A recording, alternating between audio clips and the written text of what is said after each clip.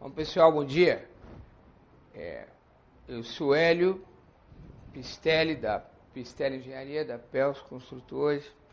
Eu vim aqui hoje expor para os EPCistas, principalmente. Vai ser uma palestra dirigida ao uso dessas coberturas infláveis, que nós estamos já há uns 3, 4 anos já fazendo para a área de construção civil. Aqui a gente está vendo uma cobertura que parece a muralha da China, né?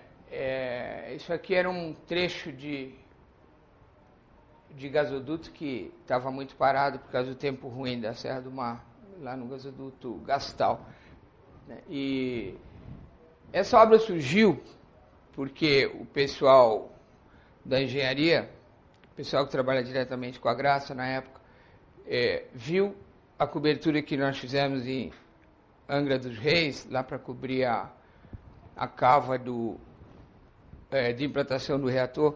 Então, acharam que podiam fazer alguma coisa assim, mais maluca, mais interessante. E a gente gostou muito da ideia e fomos contratados em dezembro, uma época de muita chuva, para colocar essa cobertura de 3,5 km, que a gente conseguiu terminar no final de janeiro, quer dizer. Então foi 1 mês e meio de implantação, durante também a execução, e foi uma coisa que produziu um efeito espetacular de lucro para a Petrobras, principalmente, e para o EPCista hoje em dia. O que eu tenho para expor para vocês hoje é um resumo de o que a gente pode fazer com cobertura em obra desse tipo, do tipo da Petrobras. Então, em montagens, etc, etc. Hoje nós já temos uma experiência boa, tanto de aspectos positivos, negativos, de todo lado. Então, aqui, depois a gente vai falar melhor sobre esse projeto. Aqui a gente, são fotos aqui. Nós temos uma empresa em São Carlos, já há uns 20 anos, a gente está lá no Parque Industrial. Temos outra também há 17 anos em Portugal. E na Índia nós já estamos entrando o ano passado. Esse aqui é o tal pavilhão que a gente fez em 30 e poucos dias, toque de caixa. O nosso trabalho é desse jeito mesmo, a gente já está acostumado. Então, esse trabalho foi feito para a Cava, em Angra dos Reis, onde a Andrade Gutierrez estava muito preocupada para não acontecer o acidente que já tinha acontecido em Angra 2, na época que a Odebrecht montou, que fizeram coberturas com mastros, pilares. Eles queriam um vão livre, não sabiam o que, nem a gente, mas a gente desenvolveu esse projeto, implantou, e o resultado foi espetacular, segundo várias análises aí. Então, a gente fez essa cobertura, o pessoal trabalhou tranquilamente, ia fazer uma impermeabilização da cava, que é um trabalho, para quem conhece, muito específico, muito difícil, muito criterioso. Ele é analisado por vários órgãos internacionais, e aqui a gente teve esse pavilhão cumprindo o que foi proposto.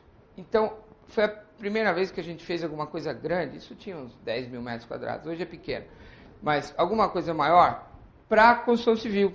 A gente sempre trabalhou, faz 32 anos que eu trabalho nesse ramo, né, de galpão inflável. E a área nossa principal, aqui no Brasil, que foi muito desenvolvida, foi aluguel de galpão inflável para a indústria, para a logística, né? E indústria estava muito longe de construção civil. Construção civil sempre pareceu uma coisa que era muito barato, uma coisa que não compensava cobrir, né? Para que cobrir, gastar dinheiro, né? Mas quando chega numa obra cara como Angra, era fácil de entender que os valores que estavam em jogo, principalmente numa região que chove, igual Angra, não para de chover. Acho que essa foto eu tirei quando estava chovendo, tirei da estrada. O que acontece é que a perda em dias de chuva, ameaça de raio, esse tipo de coisa que acontece com o EPCista, é muito grande. E é muito grande também para o contratante. No caso aí, a Eletronuclear tinha uma preocupação muito grande de não parar esse tipo de obra à toa. Essa é outra foto de longe, que a gente vê Angra 1, Angra 2, ali está sendo feita Angra 3. E aí a gente vê durante a montagem. Então, esse tipo de construção, isso é patenteado pela Pistelli. Tem gente que anda dizendo que isso não é certo, que não se coloca cabo numa direção só, tem que pôr em duas. É verdade, até hoje todo mundo fez em duas. Aqui é uma direção, aqui é outra direção. Mas do mesmo jeito que tem laje armada numa, tem também armada em duas. E o que acontece é o seguinte, o pessoal aqui não está enxergando a outra direção. A outra direção é interna. A gente tem cabos externos fazendo a sustentação da lona, diminuição do vão. E internamente nós temos os cabos de travamento. E são muitos cabos. No caso dessa obra, a gente tinha 7 cabos externos, eram cabos de 1,5 polegada externo, e internos, são esses cabos aqui. Né? Vamos ver se eu consigo fazer o desenho. Né? Então, aqui a gente tem os externos, né? Que são poucos, grossinhos, que diminuem o vão da lona. Né? Então, se a gente tem um vão maior, é como uma laje de concreto. A gente precisa menos concreto. Né? Porque teria vigas diminuindo o vão. Aqui a gente precisa lona menos grossa, né? Porque a gente tem os cabos diminuindo o vão novamente. Né? Então, em vez de ter um vão igual o daqui, que era 110 metros, a gente passa a ter aqui vão de 17, 20, que é o que a gente fazia aqui. Então, os cabos internos já são diferentes. São cabos assim, eles vão ser retos, né? Que fazem o travamento.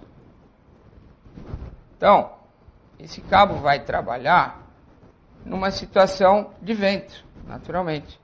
Né? Então, se a gente tem esses cabos são de sustentação e esses aqui para o trabalho de vento. Então, se a gente tiver um vento nessa direção ou na outra, e aqui a gente tinha um vento muito forte, exatamente nessa direção, que é a sudeste. Então, é uma área exposta, a gente está vendo aqui, isso aqui é mar aberto, né? Isso aqui é Angra 3, mar aberto mesmo. Então, esse pavilhão suportou muito bem todos os esforços de vento, não teve problema logo após os ajustes dele. Aí a gente pode ver ele por dentro, fazendo aquele trabalho delicado num solo, uma rocha bem rachada mesmo. Aliás, o nome dessa praia é Itaorna, quer dizer pedra podre. Né? É uma pedra realmente toda trincada. E isso aí é um trabalho muito importante. Aqui são uma das 3 patas do reator, vai flutuar aqui. Aqui é o local do reator principal. Então, a importância do trabalho parecia na época muito um motivador forte para a gente ter feito a locação dessa estrutura, e a Andrade pagou sem problema. Aí, novamente, uma foto, trabalho interno. Aí apareceu o pessoal do gás, que passou na frente e viu esse trabalho de Angra 3, falou, poxa vida, será que tem uma possibilidade de fazer uma coisa coberta aqui e ali? Foi aí que o Joelson, que trabalha com a Graça, o Cristofoletti, lá do gás, e principalmente o Shimura, né? O Shimura, que foi uma pessoa fora de série, apoiou muito o projeto nosso. Nós fizemos esse projeto de forma rápida, como quase todos que a gente faz, mas aqui a gente tinha um desafio muito grande.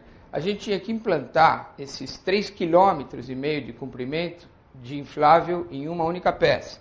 Né? Então, esse inflável deveria ser alimentado por ar só nas pontas, porque aqui era tudo Mata Atlântica.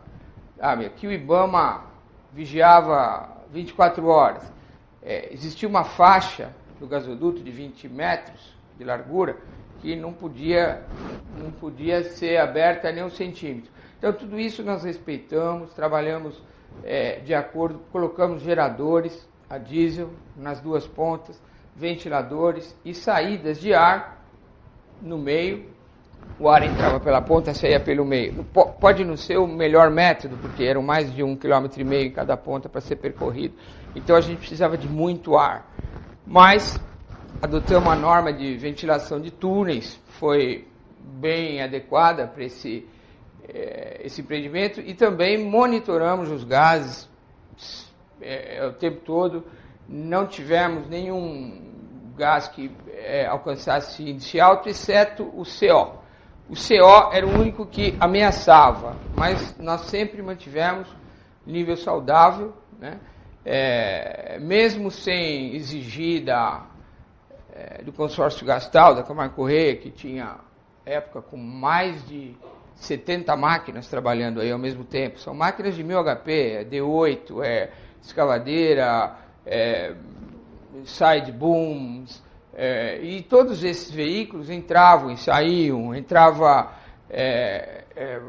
veículo D6, por exemplo, carregando 2 tubos, um de cada lado, entravam pela porta da eclusa, etc.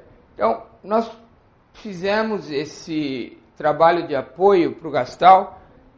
O resultado foi surpreendente até para nós, porque a gente nunca tinha trabalhado em inclinações de 35 graus. Isso é inclinação que nem escavadeira consegue ir em dia de chuva. Elas vão para trás, elas só conseguem subir se escavar com as unhas dela. Então, a gente também teve dificuldade para colocar esse material aí, bem no meio da época de chuva. Agora, mas conseguimos, aprendemos bastante. Esse trabalho foi feito há 3 anos atrás. Hoje, aqui o início, uma das pontas, né? Então a gente vê aí os canteiros, os tubos, né? E vê essa anaconda aí subindo pelo morro, né? Essa eu acho que é a mesma ponta. Então aqui vocês podem ver os ventiladores. São ventiladores axiais, simples. Isso também é um desenvolvimento nosso, que já tem mais de 20 anos. Todo pavilhão inflável feito no mundo, se não for feito pela Pistelli ou pelas empresas que copiaram a Pistelli depois, né, de 32 anos para cá, eles eram feitos com ventiladores centrífugos, muito caros, muito grandes, não são o certo para pressões muito baixas como essas. Um galpão inflável, ele tem uma pressão muito pequena, é uma pressão igual à pressão que a gente sente quando sobe do térreo para o 7º andar de um edifício. Não sente nada. Mas ela existe, essa diferença. É uma diferença de, nesse caso desse pavilhão aqui, 10 milímetros por coluna d'água. No caso de um pavilhão muito grande, como aquele outro de Angra, aquele não é tão grande, mas aquele ali a pressão já cai para 6, 7 milímetros por coluna d'água. Quer dizer, é totalmente imperceptível. Tanto é que hoje, nos pavilhões grandes, nós não fazemos mais eclusas. Faz só uma porta, e você abre a porta e não sai quase vento nenhum, né? Não se perde ar nenhum, porque entra muito ar.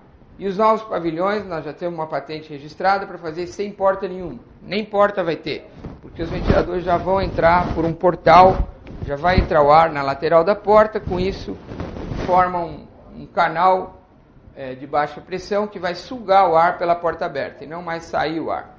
Então, são coisinhas simples que a gente consegue adotar, experimentar, testar e se responsabilizar por todo o trabalho que a gente faz, como a gente vem feito há 33 anos. Então você vê, uma entrada dessa, uma entrada com 7,5 metros de largura. Então, você pode abrir a porta toda. Antigamente, como essa aí, tem 2 portas.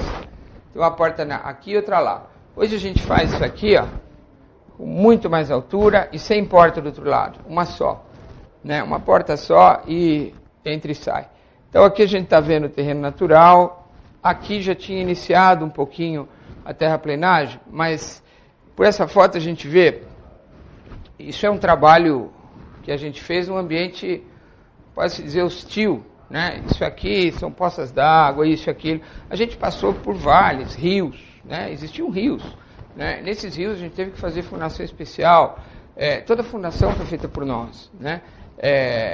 Todo o trabalho. Nós fizemos o projeto, industrialização, entrega, montagem, fundação, operação, a gente fornecia o diesel, a gente que licenciou os tanques de combustível, etc. E a gente deu todo o apoio para esse trabalho. Foi aí que a gente aprendeu bastante. Quer dizer, depois que a gente cobriu, dava para subir e descer com caminhonete 4x4. Era muito fácil. Aí a gente vê na montagem o pessoal soldando tubos na área interna, existia muita dúvida dos gases, isso, aquilo, tudo isso hoje nós já aprendemos, já não existe mais nenhuma dúvida. E não passamos nenhum problema com relação a isso também. No Gastal, foi uma boa lição. E, continuando, a gente vai... vamos dar uma olhadinha no vídeo da Gastal, porque esse vídeo mostra de uma maneira mais... Vamos lá. Aí a gente vê o pessoal descarregando os módulos de lona, que tinham que ser pequenos. Eles eram de 700 quilos, porque eram levados pelas escavadeiras mesmo, para cima. Aí, vê aí o pessoal espalhando a lona, nossos funcionários. Aqui se vê os ventiladores acionados. E uma imagem aqui do helicóptero. Isso aí é mais inclinado que montanha-russa. Então, esses ventiladores hoje já estão um pouco diferentes. Tudo que a gente trabalhava teve que ser modificado para adaptar para obras muito maiores, né? Então, se antes a gente fazia galpãozinho de 4, 5 mil metros para armazenagem de grão, isso daí era muito diferente, isso era um outro lugar. Então, aqui a gente percebe, a gente vê as inclinações, toda essa terraplenagem foi feita, tudo aqui foi feito depois do galpão montado. A gente chegou a montar esse galpão, inclusive, antes de terminar a remoção vegetal, em cima de árvore cortada, sem que ela tivesse sido retirada ainda. Então, esse tipo de condição bem pesada que a gente passou aí no Gastal e conseguiu entregar, esse contrato era direto com a Petrobras, porque na época o contrato da Gastal era muito antigo e ainda não existia quase nenhum conhecimento sobre cobrir uma obra, muito menos com estrutura pneumática, e com isso, com esse apoio que nós tivemos do Shimura, da Graça, etc., a gente conseguiu até nos surpreender, porque percebeu que tinha um campo muito maior dentro da construção civil e principalmente dentro da Petrobras, que é a maior impulsora hoje das obras grandes. E atrás disso veio a Vale, veio Votorantim, veio um monte de gente. Claro, a gente tem muito cliente na área de indústria pesada. E aqui, então, vamos rapidinho, que nosso tempo está no fim. A gente, logo depois de cobrir aquele minhocão, ali o Shimura chamou a gente para falar, vê se é viável cobrir a Secomp, está atrasado, a licença ambiental demorou para sair, e a Odebrecht está com esse projeto, precisa voar, e precisa entregar a Secomp em tempo recorde. A gente fez esse trabalho, foi cerca de 2 meses, montou, e essa obra teve prazo recorde. Pelo que o pessoal da Odebrecht informou, foi um prazo muito menor ao outro recorde, que parece que era de alguém deles também. Então foi muito rápida. Aqui a gente vê a obra sendo tocada. Então, isso aqui, numa região de chuva como aquela, ia estar um lago só, se não tivesse a cobertura, né? Então aqui novamente a gente consegue ver esses cabos que a gente vê, a sombra aqui, eles estão por fora, né? E como são muito fininhos, a gente mal percebe na foto, existem outros cabos transversais, porque a gente tem mesmo que ter cabo nas duas direções, né? Então esses transversais é que vão fazer a estabilização, né? Então isso aqui são cabos de sustentação, os de fora, e os de dentro são de estabilização, tá? E hoje a gente não precisa ninguém de fora para ensinar como se trabalha nisso. A gente já faz isso lá fora também. E hoje a gente pôde, inclusive, mostrar, comprovar esse trabalho. Vamos andando um pouquinho com esse tipo de estrutura. Esse aqui é um modo como às vezes a gente apresenta para um EPCista. No caso aqui era a UTC com a obra da Refap, lá de Canoas. Então esse videozinho foi feito para que a gente mostrasse alguns elementos internos. Isso aqui acontece porque às vezes é difícil a gente colocar em CAD o projeto como está no EPCista. Ele não tem, às vezes, os volumes definidos em CAD dessa forma. Então, quando ele vai enxergar isso aqui, ele vai ver o quê? Que algumas peças estão atravessando, então, provavelmente não vão ser executadas ou erguidas durante a fase que o insuflável estiver montado. Então, a gente tem uma limitação que está sendo mostrada. Aqui são duas eclusas, na época foram feitas, como eu disse, hoje já não estamos fazendo ecluso. E depois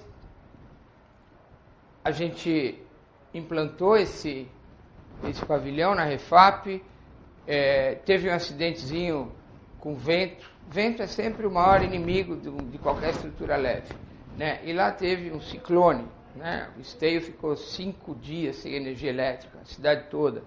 Então, foi um cicloninho meio fortinho. Esse é o pavilhão montado, né?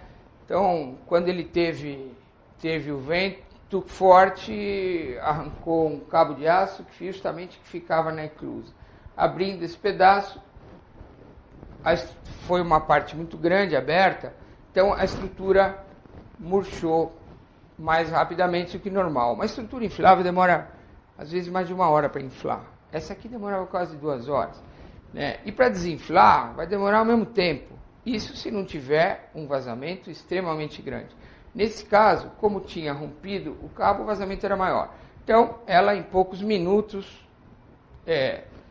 desceu. Agora, se fosse uma estrutura metálica, tinha desabado. De concreto, Deus me livre, né? Uma lona, essa lona pesa 1,5 kg por metro quadrado, né? Ela na cabeça de ninguém poderia machucar alguém. Agora, é o tipo de construção, seguramente, que eu queria que se caísse fosse essa, se eu estivesse embaixo. Melhor não cair. Mas esse tipo de acidente realmente pode acontecer quando você está trabalhando com tempo muito curto e, às vezes, com uma estrutura mais arrojada. Hoje nós aprendemos muito, com tudo. A obra que acho que mais aprendemos foi essa, mais. Inclusive tivemos um apoio fantástico do Nagal, que é o presidente, tivemos de todo o pessoal, e principalmente da UTC, o Alex, é um pessoal fantástico, e eles, estando no local, naturalmente acompanharam todo o trabalho, e nessa última vez que a gente precisou fazer um teste e reparou que a estrutura precisava novo acerto, nós decidimos, o Alex pediu para que deixássemos a estrutura desmontada, porque agora não é época de chuva. A época de chuva começa no final de março. E no final de março, eles vão receber uma estrutura 0 km, novinha, para trabalhar mais 1 ano lá, né? Essa aqui ficou montada há 2 meses e ajudou bastante a obra. Mas, quando a gente teve esse acidente, que a gente pode falar acidente, mas como eu disse, as consequências são muito menores que qualquer estrutura. Então, a gente fala com certeza que se tem uma estrutura adequada para uma obra de construção civil, seria a estrutura pneumática mesmo, sabe? Coincidentemente, era essa que a gente estava trabalhando. E, passando de novo, aqui a gente vê outro trabalho que nós atualmente estamos fazendo para a Petrobras, e vamos ficar mais uns 3 anos lá. Está sendo feita uma estrada para ligar Coari com Urucu, né? Urucu é uma base da Petrobras, remota, uma cidade que só se entra com crachá, né? E lá existiu uma estrada vicinal que está sendo pavimentada, e nós fizemos trechos de 500 metros, existem 3 trechos lá sendo montados, um atrás do outro. Aqui é uma foto do avião, o menino estava passando e tirou.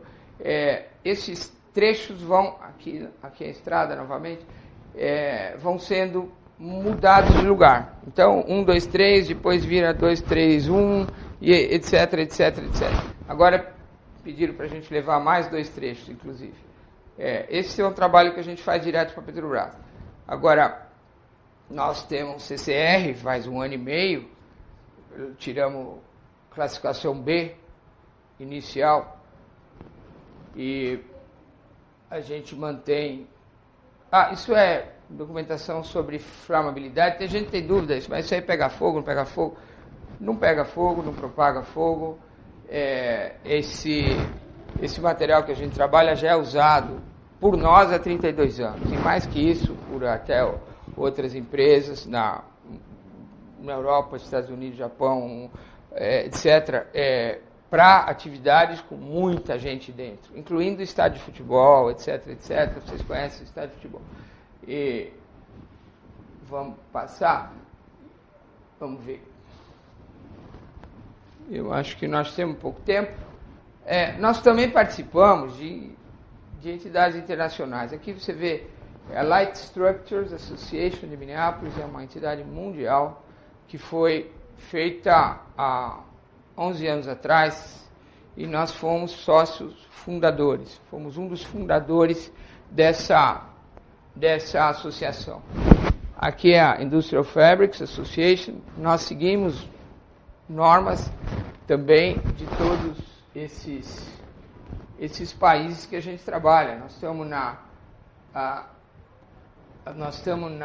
na Europa, temos que atender norma de um monte de gente. Temos que atender norma francesa, alemã, italiana, cada um tem a sua.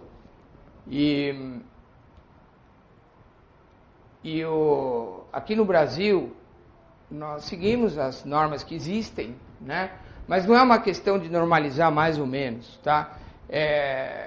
Outra dúvida que acontece, o pessoal fala, poxa, isso aí tem que seguir NR33, espaço confinado e tal. A gente até colocou aqui definição de espaço confinado da NR33, que seria qualquer área não projetada para ocupação humana contínua.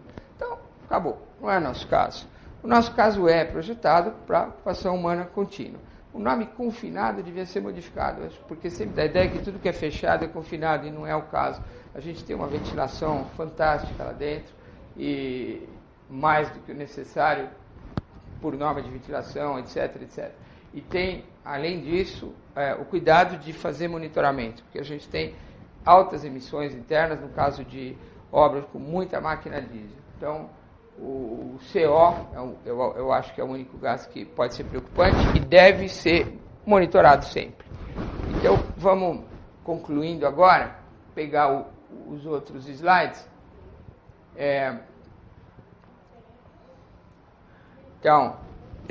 Nós temos um laboratório próprio em São Carlos, a gente está numa área de 50 mil metros quadrados. Nós temos fábrica, além de São Carlos, tem também na Bahia, Itaguaí, em Portugal, sede própria também, e o que a gente pode dizer é o seguinte: cobrir uma obra dá muito mais lucro que não cobrir, dependendo da obra. Principalmente local que chove muito, local onde o impacto da chuva pode ocasionar paralisação de pessoal, prazo, etc, etc. Né? Quem paga essa conta, naturalmente, isso aí não custa tão barato, né? Então, quem paga isso? É o EPCista diretamente?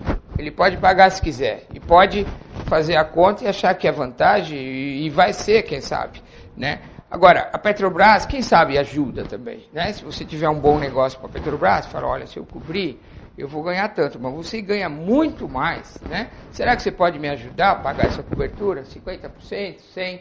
Né? Então, a gente vê que, normalmente, o negócio também é muito bom para a Petrobras, né? Então, ninguém vai fazer nada que não vai dar lucro, né? A gente não quer, naturalmente, empatar, não quer que vocês empatem, não. Tem que ganhar muito dinheiro, porque é o que a gente pode fazer quando a gente precisa das obras mais cedo, precisa que uma HDT, uma GH funcione um ano antes, 6 meses antes. Isso é renda maior, é produtividade maior daqui a um ano. Então, isso tudo pode ser contabilizado. Cada um que está pondo a mão no bolso, ou o EPCista ou a Petrobras, sabe o que ele pode ou não ter de retorno, né? E nós, trabalhando nisso, nesse tempo todo, nós garantimos todo o trabalho que é feito. A Apstelli é uma empresa que tem registro no CREA faz 30 anos, né? Assim como as outras empresas do grupo, a PELS, né? Então, nós somos engenheiros civis, arquitetos, né, que trabalhamos com a maior responsabilidade possível. Não somos gente que vai fazer uma cobertura aí, vai fazer um puxadinho para arriscar na hora da chuva ter problema sério. A gente sabe os riscos, sabe os benefícios que existem também nesse tipo de obra, né? E tudo tem um custo-benefício. Não adianta a gente fazer uma cobertura igual do estádio de Tóquio, como foi mostrado na outra. É um estádio magnífico, muito bonito, tem 27 anos que está construído. Agora, aquilo é uma estrutura permanente, né? Vamos fazer igualzinho, vamos usar lona de fibra de vidro com teflon e tal. Pô, à vontade, eu adoraria. Só que aquele lá vai custar uns 800 milhões, né? Fica meio inviável para a gente colocar isso numa obra, né? No estádio, pode ser, né? Agora, numa obra, vai ser um pouco difícil. Então, a gente tem um trabalho direcionado para o EPCista. Então, eu queria agradecer a atenção de vocês por ter feito essa exposição. Muito obrigado.